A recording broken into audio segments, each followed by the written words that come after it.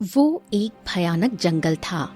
पेड़ों की शाखाएं हवा में कोई अजीब सी सिसकती आवाज कर रही थीं और तालाब के जल में एक सरसराहट, एक सनसनी सी घुली हुई थी। उसी तालाब के किनारे एक साधु खड़ा था और उसके सामने एक मटका रखा हुआ था। अचानक हवाओं के साथ काला धुआं फैला और तालाब के किनारे की हवा सघन हो गई। साधु ने मंत्र पढ़ना आरंभ किया। काला धुआं मटके की ओर तैरता गया और मटके के अंदर समा गया। साधु ने मटके के ऊपर एक कपड़ा ढक दिया। मुझे आजाद कर दे, मुझे आजाद कर दे साधु। अब मैं किसी को नुकसान नहीं पहुंचाऊंगा। मुझे आजाद कर दे, आजाद कर दे। साधु ने कुछ पल मटके की ओर देखा, फिर स्पष्ट स्वर में बोला, किसी भी कीमत पर नहीं। अब तू कभी भी दिन का उजाला और रात का अंधेरा नहीं देख पाएगा। अब तेरी दुनिया ये मटका ही है। मुझ पर दया कर। मैं वचन देता हूँ, मैं कभी भी ऐसा कोई काम नहीं करूंगा जिससे कभी किसी मनुष्य को नुकसान पहुंचे। मैं वचन देता हूँ ना। अच्छा, अगर ऐसी बात है तो मैं तुझे एक मौका देता हूँ। भविष्य में अगर कोई तेरे मटके को खोल देता है तो तुझे उसकी 3 इच्छाएं पूरी करनी होंगी। तीसरी इच्छा पूरी करने के बाद तो हमेशा के लिए तू इस मटके से आजाद हो जाएगा। परंतु याद रखना, अगर तू एक इच्छा पूरी करेगा तो आजाद नहीं होगा। 3 इच्छाएं पूरी करने पर ही तू आजाद होगा।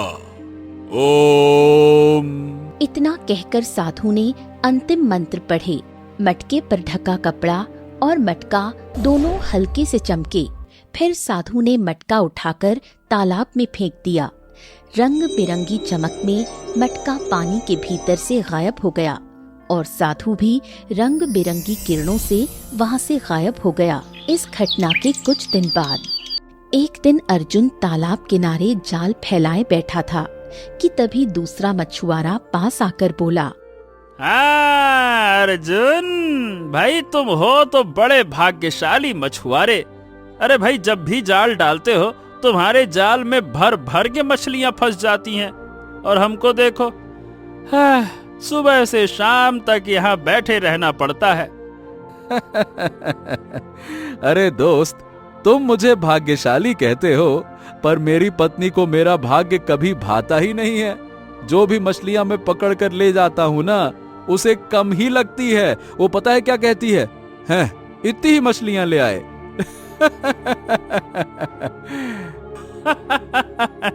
अरे भाई, तुम्हारी पत्नी गौरी भाभी को कौन नहीं जानता।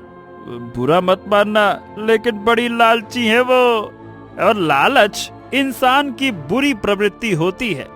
अब देखो भाई, पास में कितना भी धन हो फिर भी भूख कभी नहीं मिटती है। ये लालच है। हाँ, अरे भाई, मैं उसे समझाता रहता हूँ कि हम दूसरों से बेहतर हैं, भूखे तो नहीं सोते, लेकिन क्या करूं, उसकी लालसा कम ही नहीं होती। वो कहती है और। ठीक उसी समय अर्जुन के जाल में बड़ी भरमार में मछलियां फंस गईं। अर्जुन मछलियों को लेकर बाजार की ओर चल दिया। कुछ ही देर में एक ग्राहक आया। अरे वाह वाह वाह वाह, क्या बात है भाई, तुम्हारी मछलियां तो बड़ी मोटी और ताजी हैं। मैं सारी मछलियां खरीद लूंगा। बताओ कितने में दोगे? मैं ये सारी की सारी मछलियां आपको 10 सिक्के में दे दूंगा। ग्राहक ने तुरंत 10 सिक्के दिए। अर्जुन खुश होकर घर लौट आया। अर्जुन ने 10 सिक्के अपनी पत्नी गौरी के हाथ में रख दिए। इतने कम पैसे? ये 10 सिक्के मेरे हाथ में ऐसे दे रहे हो जैसे ये सोने के हों। अरे भाई गौरी, तुमसे कितनी बार तो कहा है कि थोड़ा ईश्वर का धन्यवाद करो, अपने से नीचे लोगों को देखो। इस गांव में और भी मछुआरे हैं जो शाम तक जाल डालकर बैठे रहते हैं, उन्हें इतना भी नहीं मिलता है, 1 सिक्का भी नहीं मिलता है। हमें कम से कम इतना मिल रहा है, हम भूखे नहीं मरते, सब कुछ संपन्न है। फिर भी तुम ऐसी बातें करती हो। बकवास बंद करो। तुमसे शादी करके मेरी किस्मत फूट गई। मैं नहीं चाहती कि मेरी बेटी सौम्या भी किसी गरीब घर में ब्याही जाए। सौम्या वहीं खड़ी थी। वो हंसी और आईने में खुद को निहारने लगी। क्या तुम सोचती हो कि कोई राजकुमार हमारी सौम्या से विवाह करेगा?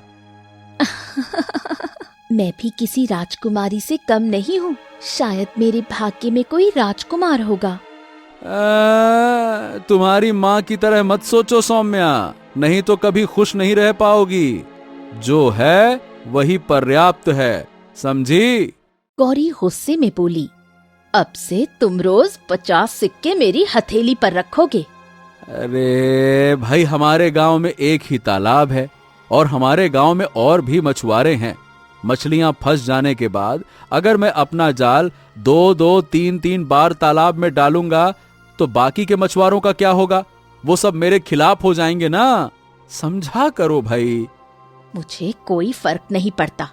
अगर तुम्हें मछुआरों की इतनी चिंता है तो जाओ जंगल के तालाब में जाल डालो। वहां दिन भर मछलियां पकड़ोगे और आमदनी बढ़ जाएगी। इतना बोलकर गौरी पैर पटकते हुए चली गई। अर्जुन निराश होकर गहरी सोच में डूब गया।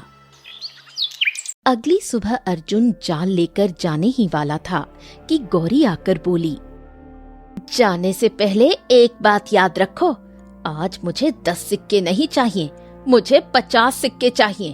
अगर तुम 50 सिक्के नहीं लाए तो मैं अपनी बेटी को लेकर यहाँ से चली जाऊंगी।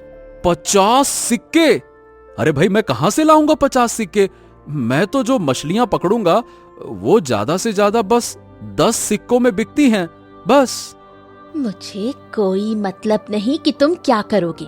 बस रोज रोज 50 सिक्के देना शुरू करो, वरना मैं अपनी बेटी को लेकर चली जाऊंगी। गौरी बोलकर चली गई। अर्जुन चुपचाप जान लेकर निकला और एक वृक्ष के नीचे गहरी सोच में डूबते हुए अपने आप से बोला, हाँ, मेरी पत्नी गौरी भी ना बहुत जिद्दी है। वो जो कहती है उसे करके ही दिखाती है। अरे लेकिन 50 सिक्कों का इंतजाम मैं करूं तो करूं कैसे? अगर मैं तालाब में अपना जाल ज्यादा डालूंगा तो शायद इंतजाम हो जाए। ओहो, पर अगर ऐसा किया तो दूसरे मछुआरे समझेंगे कि मुझ में भी लालच आ गया है मेरी पत्नी की तरह, और सब मेरे खिलाफ हो जाएंगे। करूं तो करूं क्या? ये कैसी दुविधा है, कैसी मुसीबत है। अर्जुन कुछ देर मौन रहा। अचानक उसके चेहरे पर एक हल्की चमक उभरी। हाँ, एक काम करता हूँ, आज जंगल के तालाब में जाकर मछलियां पकड़ता हूँ। वहां कोई नहीं जाता, शायद वहां ज्यादा मछलियां मिल जाएं। ये सही रहेगा। ये विचार आते ही अर्जुन जंगल की ओर निकल पड़ा। जंगल का रास्ता लंबा और थकाऊ था। अर्जुन चलकर आधा रास्ता पार कर चुका था। वो कुछ देर आराम करने के लिए एक बड़े वृक्ष के नीचे बैठ गया। हाय राम! अरे बाप रे बाप रे बाप, मैं तो थक गया रे। अगर तालाब में बहुत सारी मछलियां फंस भी गई तो मैं उन्हें गांव तक कैसे ले जाऊंगा? अरे राम राम राम राम राम। तभी अर्जुन की नजर सामने पड़ी। वहाँ एक साधु महाराज वृक्ष की शाखा के नीचे ध्यान मग्न बैठे थे। अरे वाह, ये तो बहुत पहुंचे हुए साधु बाबा लगते हैं। अरे रे, चलो लगे हाथ इनसे आशीर्वाद भी ले लूं। अर्जुन साधु के पास गया। साधु ने धीरे धीरे अपनी आंखें खोली और बोला, कौन हो तुम पुत्र? प्रणाम महाराज, मेरा नाम अर्जुन है। मैं एक मछुआरा हूँ। जंगल के तालाब में मछलियाँ पकड़ने आया हूँ। अच्छा, क्या तुम्हारे गांव के तालाब में मछलियाँ नहीं हैं? या तुम्हारे गांव में तालाब ही नहीं है महाराज, बहुत बड़ा तालाब है और उसमें मछलियाँ भी बहुत हैं। लेकिन मेरी पत्नी की इच्छा पूरी करने के लिए मुझे ज्यादा मछलियाँ चाहिए थी, इसीलिए जंगल का तालाब चुना। इतना बोलकर अर्जुन साधु को अपनी पत्नी के स्वभाव के बारे में बताने लगा। साधु ने अर्जुन को गौर से देखा। उसकी आंखों में करुणा और रहस्य दोनों थे। तुम तो बहुत बड़े हृदय के मनुष्य हो। अपनी पत्नी की इच्छा पूरी करने के लिए इतना जोखिम उठा लिया। सुनो अर्जुन, मैं कोई साधारण साधु नहीं हूँ। मैं एक मायावी साधु हूँ। मुझ में भविष्य देखने की शक्ति है। अर्जुन चौंक गया। हाँ, अरे वाह, तो साधु महाराज फिर मेरा भविष्य बताइए ना, बताइए ना क्या होगा। साधु खड़ा हुआ, अर्जुन के करीब आया और धीरे से उसके कान में कुछ फुसफुसाने लगा। क्या क्या सच में? हाँ अर्जुन, और तुम्हारी सारी समस्याओं का समाधान इसी में छुपा है। साधु ने अपनी झोली से एक छोटी शीशी निकाली जिसमें एक विचित्र रंग बिरंगा पानी चमक रहा था। इस शीशी में वो जल है, वही तुम्हारी समस्या का हल है। बच्चे, नियति हमेशा मनुष्य को बचने के बहुत से मौके देती है, बस हमें समझने की जरूरत है। जो शीशी का जल मैंने तुम्हें दिया है वही तुम्हारी सारी समस्या का हल है। अर्जुन ने आदर पूर्वक शीशी ले ली। साधु मुस्कुराता हुआ फिर ध्यान में बैठ गया। धन्यवाद साधु महाराज, धन्यवाद। अर्जुन शीशी को जेब में रखकर जंगल के तालाब की ओर बढ़ चला। जंगल का तालाब स्याह सन्नाटे में डूबा हुआ था और चारों ओर घना अंधकार, पेड़ों से टपकती बूंदें और हवा में एक रहस्यमयी खामोशी थी। बाप रे बाप, यहाँ तो बड़ा भयानक सन्नाटा है। लगता है बरसों से किसी मनुष्य के कदम यहाँ पे पड़े ही नहीं हैं। पर मुझे तो मछलियाँ पकड़नी है ना, अब जो होगा देखा जाएगा। अर्जुन ने अपना जाल तालाब में डाला। काफी देर बीत गई पर एक भी मछली नहीं फंसी। अरे अब ये क्या, एक भी मछली हाथ नहीं लगी। यहाँ तो एक भी मछली नहीं फंसी। क्या सच में ये तालाब वीरान है क्या? अरे धत तेरे की, फालतू में आ गया यहाँ पे। हाँ नहीं तो। इतना कहते ही अचानक उसका जाल भारी होने लगा। अर्जुन ने जाल खींचा। अरे अरे अरे अरे, ये क्या? ओ अरे! और अगले ही पल उसकी आंखें आश्चर्य से फैल गईं। अरे ये क्या? ये तो एक पुराना मटका फंसा है मेरे जाल में। ये क्या चक्कर है भाई? वो मटका बहुत प्राचीन लग रहा था। उस पर जंग जम चुका था और ऊपर एक विचित्र कपड़ा बंधा था। क्या पता इसके अंदर सोने के सिक्के हो, और अगर ऐसा हुआ फिर तो मेरी पत्नी की सारी इच्छाएं पूरी हो जाएंगी। 50 तो ठीक है, अरे 100 जितने सिक्के मिलेंगे साहब। अर्जुन ने मटके का कपड़ा खोला। अगले ही पल मटके से काला धुआं निकलने लगा। वो धुआं घूमता हुआ आसमान में फैला और धीरे धीरे एक विशाल भयंकर मानव की आकृति में बदल गया। अर्जुन भय से कांपने लगा।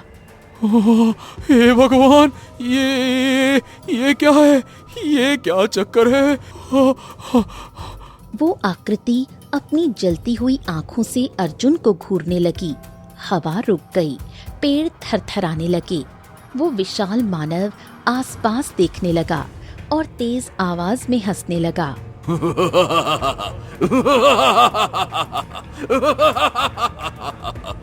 तुमने मुझे इस मटके से आजाद कर दिया। इसके बदले में मैं तुम्हारी 3 इच्छाएं पूरी करूंगा।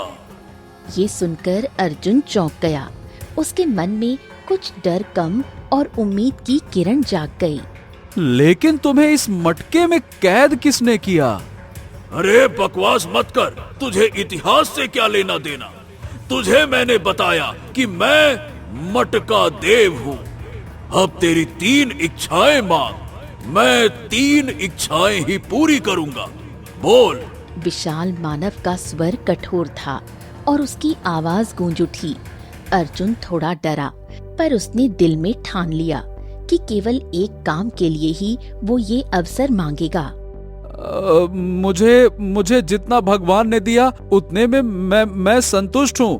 पर हाँ, मेरी पत्नी को अत्यधिक धन की लालसा है। तुम मेरी बस एक ही इच्छा पूरी कर दो, बाकी 2 इच्छाएं मुझे नहीं चाहिए।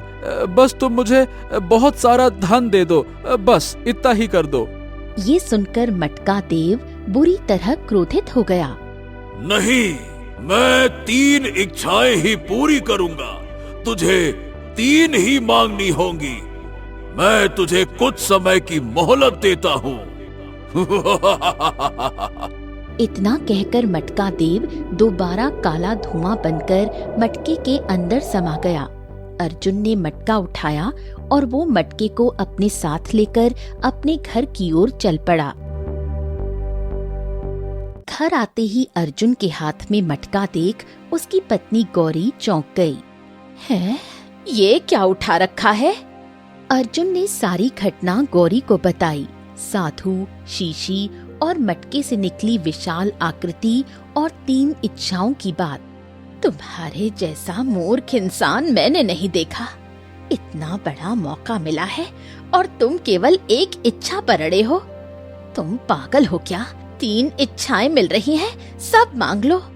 गौरी, मनुष्य की इच्छाएं कभी खत्म नहीं होती, पर अधिक लालच करना बहुत बुरी बात है। लालच बुरी बला है। मैंने सोचा कि एक ही इच्छा मांगनी चाहिए, तभी संतोष रहेगा। बस लालच नहीं करना।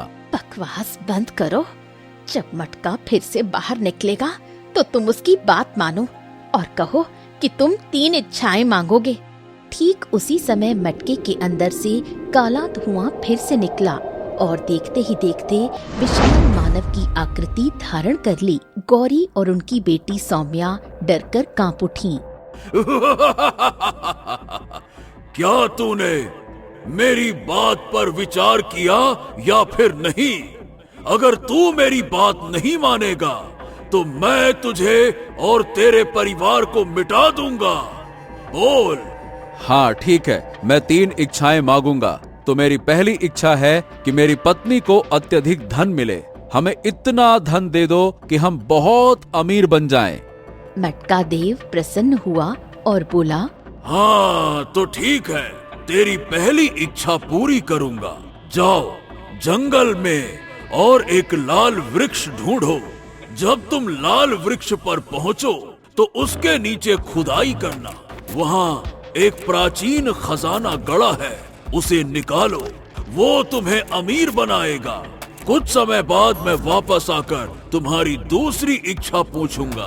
पर हाँ, इस मटके को संभाल कर रखना। अगर ये टूटा तो तुम्हारे साथ बहुत बुरा होगा। तुम और तुम्हारा परिवार भी टूट जाओगे, मतलब मिट जाओगे। इतना कहकर विशाल मानव पुनः मटके में समा गया और वो काला धुआं बनकर गायब हो गया। अर्जुन ने मटके को सावधानी से अपनी अलमारी में संभाल कर रख दिया। चलो अभी चलते हैं, लाल वृक्ष की तलाश करें। अरे बाप रे, देखो भाई मैं थक गया हूँ। कल चलते हैं ना गौरी? अरे रे। नहीं, अब मैं इंतजार नहीं कर सकती, अभी चलो। अर्जुन अपनी पत्नी की जिद देखकर हार मान गया और अनिच्छा से जंगल की ओर निकल पड़ा। बहुत देर की तलाश के बाद अर्जुन को एक लाल वृक्ष दिखाई दिया। वही लाल वृक्ष है, चलो उसके नीचे खुदाई करते हैं। अर्जुन और गौरी ने मिलकर लाल वृक्ष के नीचे खुदाई करनी शुरू की। बहुत देर बाद उनका फावड़ा किसी भारी वस्तु से टकराया। लगता है अंदर कोई भारी चीज है। अर्जुन ने मेहनत से वो भारी वस्तु बाहर निकाली। वो एक बड़ा और भारी बक्सा था। अर्जुन ने बक्सा खोला और उसकी आंखें चमक उठीं। बक्से के अंदर सोने के सिक्कों की भरमार थी। वाह, इतने सारे सोने के सिक्के, इतना सारा धन। गौरी खुश हुई और बोली, अब हम धनवान हो गए। अर्जुन उन सोने के सिक्कों को घर लेकर आया और सारा खजाना अपनी बेटी सौम्या को भी दिखाया। सौम्या खुशी से झूम उठी। गौरी अर्जुन से बोली, देखो, अगर मैं तुमसे झगड़ा न करती तो तुम जंगल भी नहीं जाते और ना मटका मिलता। कुछ ही दिनों में अर्जुन अपने गांव का सबसे अमीर मछुआरा बन गया। आलीशान हवेली, नौकर चाकर और व्यापक खेत सभी उसके हो गए। एक दिन अर्जुन अपनी हवेली में अपनी पत्नी और बेटी के साथ बैठा हुआ था कि अचानक मटका हिलने लगा। मटका क्यों हिल रहा है? फिर उसी क्षण से काला धुआं निकलकर विशाल मानव की आकृति फिर धारण कर लेता है। विशाल मानव ने अर्जुन की हवेली को गौर से देखा। हाँ, तो आखिरकार तू धनवान हो गया। अब दूसरी इच्छा बताने का समय आ गया है, बता। अर्जुन कुछ देर चुप रहकर बोला। देखो, मैं सही बताऊं तो मुझे नहीं समझ आ रहा कि मैं दूसरी इच्छा क्या बताऊं। मेरे पास तो सब कुछ है। बकवास मत करो। क्या खाक सब कुछ है? हम इतने धनवान हो गए हैं तो अब हमें धनवानों की तरह ही सोचना चाहिए। क्या मतलब? अरे, हमारी बेटी सौम्या जवान हो गई है। अब उसके लिए किसी अच्छे वर की तलाश करनी होगी। मैं चाहती हूँ कि मेरी बेटी सौम्या का विवाह किसी राजकुमार से संपन्न हो जाए और वो वास्तव में एक राजकुमारी बन जाए। अर्जुन ने मटका देव की ओर देखकर कहा। देखिए मटका देव, जो मेरी पत्नी की इच्छा है वही मेरी इच्छा है। ठीक है, तुम्हारी इच्छा पूरी कर दी जाएगी। अब तुम्हारी इच्छा पूरी हो जाएगी तब मैं कुछ समय बाद फिर से दोबारा मटके से बाहर आऊंगा। तब तक तुम तीसरी इच्छा सोच के रखना। इतना कहकर विशाल मानव फिर से मटके में समा गया। अगले दिन एक नौकर अर्जुन के पास आया और बोला, कोई युवक बाहर खड़ा है जिसने राजकुमार जैसी वेशभूषा धारण कर रखी है। वो स्वयं को इस राज्य का राजकुमार बता रहा है। अरे, लगता है दूसरी इच्छा भी पूरी होने वाली है। जाओ, जाकर उसे जल्दी से बुलाओ। नौकर ने जाकर राजकुमार को बुलाया। कुछ देर बाद एक सुंदर युवक हवेली के अंदर प्रवेश कर गया। वो गौरी और अर्जुन की ओर देखकर बोला, मेरा नाम राजकुमार आदित्य है और मैं इस राज्य का राजकुमार हूँ। दरअसल कुछ दिन पहले मैंने आपकी पुत्री को उसकी सखियों के साथ खेत में देखा था। तब मैंने इतना ध्यान तो नहीं दिया था, लेकिन कल रात अचानक से वो मेरे सपने में आई और न जाने क्यों मुझे उससे प्रेम हो गया। मैं आपकी पुत्री से विवाह करना चाहता हूँ। ये सुनकर अर्जुन और गौरी बहुत प्रसन्न हो गए। कुछ ही दिनों में राजकुमार और सौम्या का विवाह धूमधाम से संपन्न हुआ और सौम्या वास्तव में राज्य की राजकुमारी बन गई। शादी के कुछ दिन बाद अर्जुन अपनी हवेली में बैठकर गहरे विचार में डूबा हुआ था। तभी वहाँ गौरी आ पहुंची। सब कुछ कितना अच्छा हो गया। कभी नहीं सोचा था कि ऐसे दिन भी हमारे आएंगे। हमारी पुत्री राजकुमारी बन गई और हम इतने धनवान हो गए। क्या तुमने तीसरी इच्छा के बारे में सोचा है? हाँ, वही सोच रहा हूँ गौरी, वही तो सोच रहा हूँ, और क्या सोचूंगा। मैं तुम्हें बताती हूँ, लेकिन अब हम बूढ़े हो चुके हैं। सोचो, अगर हम दोबारा जवान हो जाएं, तो कितना अच्छा होगा। अरे गौरी, लालच और इच्छाओं का वास्तव में कोई अंत नहीं होता। आज तुमने वाकई में दिखा दिया। हाँ। तभी मटके से काला धुआं निकलने लगा। कुछ ही देर में मटके से निकले काले धुएं ने विशाल मानव की आकृति धारण कर ली। तुम्हारा चेहरा बता रहा है कि तुम्हारी दूसरी इच्छा पूरी हो गई। तुम्हारी बेटी का विवाह एक राजकुमार से हो गया। अब तीसरी इच्छा मांगने का समय आ गया। बोलो, तुम्हारी तीसरी इच्छा क्या है? बोलो। अर्जुन सोचने लगा। इतना क्यों सोच रहे हो? कुछ क्षण पहले ही तो मैंने आपको बताई थी। वही इच्छा मांग लीजिए। तो मेरी तीसरी इच्छा ये है कि मैं और मेरी पत्नी दोबारा जवान हो जाएं। मटका देव ने तुरंत अपना हाथ आगे बढ़ाया और रंग बिरंगी चमक से अर्जुन और गौरी अचानक से जवान हो गए। जाओ, जाकर शीशे में खुद को देख लो। जाओ, आईना देखो, जाओ। वो दोनों शीशे के पास गए और अपने आप को देखकर चौंक गए। मैं तो जवान हो गई और दोबारा सुंदर हो गई। हाँ अरे हाँ गौरी, मैं भी 20 वर्ष की तरह मालूम पड़ रहा हूँ। हम तो वास्तव में दोबारा जवान हो गए। तुम्हारा बहुत बहुत धन्यवाद, तुमने हमारी तीसरी इच्छा पूरी कर दी। अब तुम जा सकते हो। धन्यवाद। मूर्ख, तू जानता भी है कि मैंने तेरी 3 इच्छाएं पूरी करने की जिद क्यों की? गौरी और अर्जुन चौंक गए।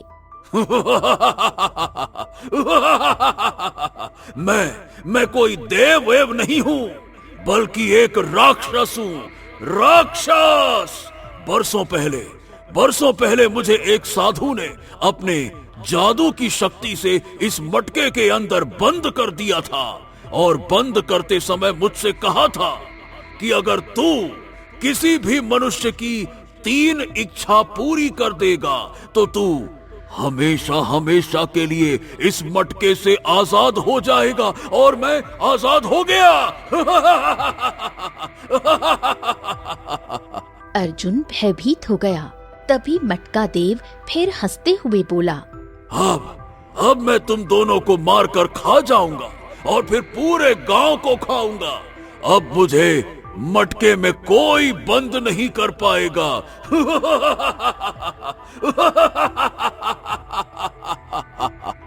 मटका देव जोर जोर से हंसने लगा। हमें मत मारो। अरे देख लिया ना अपने लालच का अंजाम। जब हम ही नहीं रहेंगे तो इस दौलत का क्या? ये राक्षस निकला राक्षस। मुझे इसी बात का डर था, लेकिन तुम्हारी जिद के आगे मैं हार गया। जब हमारे पास सब कुछ था तो क्यों मांगना था इससे? धन दौलत ये वो सुनती कहाँ हो तुम? मैंने तुम्हारी 3 इच्छाएं पूरी की। अब मैं किसी को नहीं छोड़ूंगा। बरसों बाद मैं आजाद हुआ हूँ। बहुत समय से किसी मनुष्य का खून नहीं पिया। अब मैं तुम दोनों का खून पीकर अपनी प्यास बुझाऊंगा। हाँ ठीक है, मैं जानता हूँ अब तुम हम दोनों का खून पिए बिना तो मानोगे नहीं, लेकिन मरने वाले की एक आखिरी इच्छा पूरी की जाती है। बताओ, क्या तुम मेरी आखिरी इच्छा भी पूरी नहीं करोगे क्या? क्या इतने बुरे हो तुम? बोलो। कैसी आखिरी इच्छा? देखो, जब पहली बार तुम इस मटकी से बाहर निकले थे तब से मेरे मन में ना एक विचार चल रहा है। कौन सा विचार?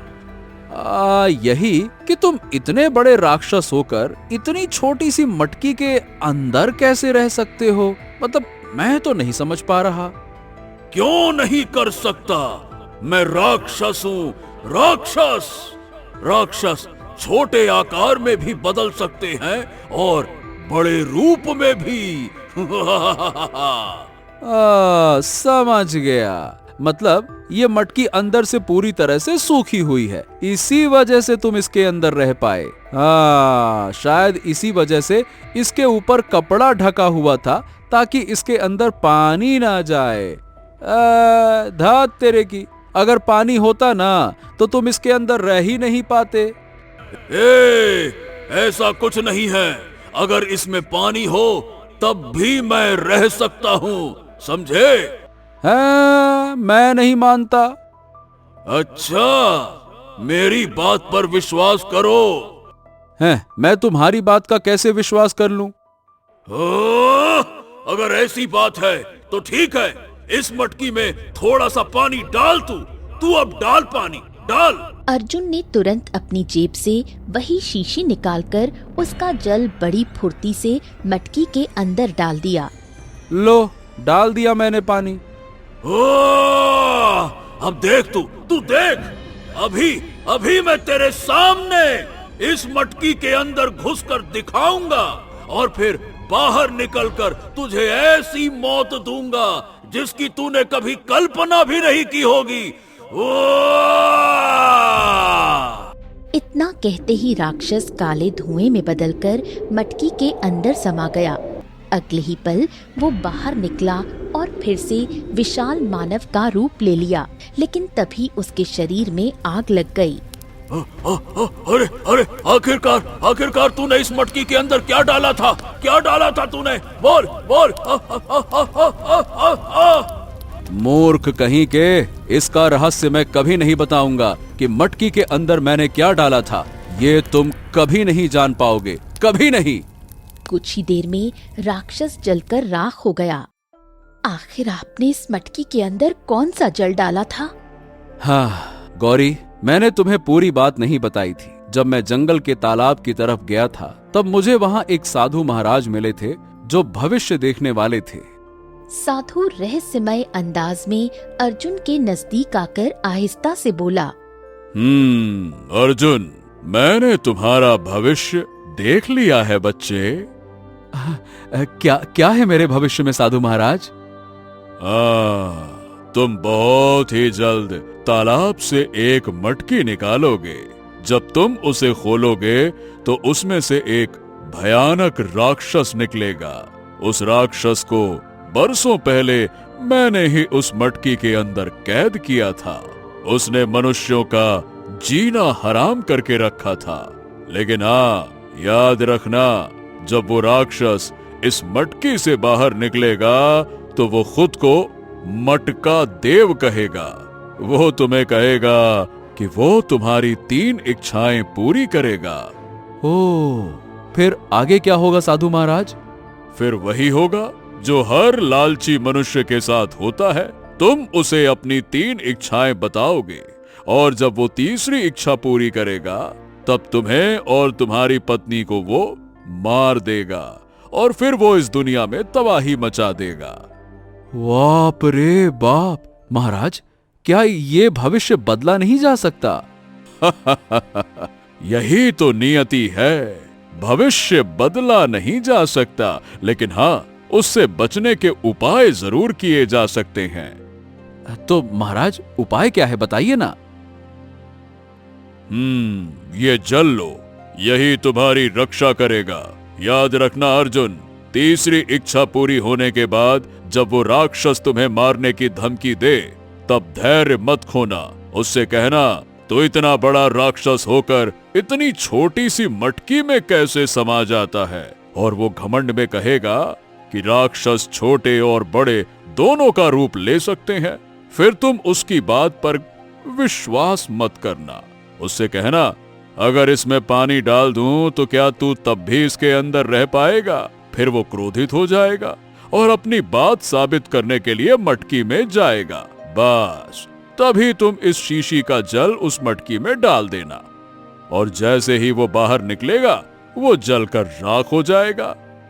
ओ, लेकिन अगर उसने मेरी बात ही नहीं मानी तो फिर तुम्हारी और तुम्हारे परिवार की मृत्यु निश्चित है। लेकिन बच्चे, ईश्वर पर भरोसा रखना, यही जल तुम्हारी रक्षा करेगा। तो इसका मतलब आप पहले से जानते थे कि वो राक्षस आपको मारने वाला है? हाँ गौरी, साधु महाराज ने सब कुछ पहले ही बता दिया था कि हमारे भविष्य में क्या लिखा है। लेकिन उन्होंने मुझे वो जल दिया और उसी से आज हम बच पाए। मुझे क्षमा कर दीजिए। आज के बाद मैं कभी भी लालच नहीं करूंगी। ये आपके अच्छे कर्मों का ही फल है कि मटकी से पहले आपको वो साधु मिले। अगर वो नहीं मिलते तो आज हम दोनों जिंदा नहीं होते। चलो, मुझे बड़ी खुशी है कि तुम आखिरकार सुधर गई। अब तुम लालची गौरी से अर्जुन की प्यारी गौरी बन गई। उस दिन अर्जुन और गौरी ने समझ लिया, धन से बड़ी दौलत विवेक है और लालच हमेशा विनाश की ओर ले जाता है। इच्छाओं का अंत तभी होता है जब मनुष्य अपने भीतर के राक्षस को हराता है।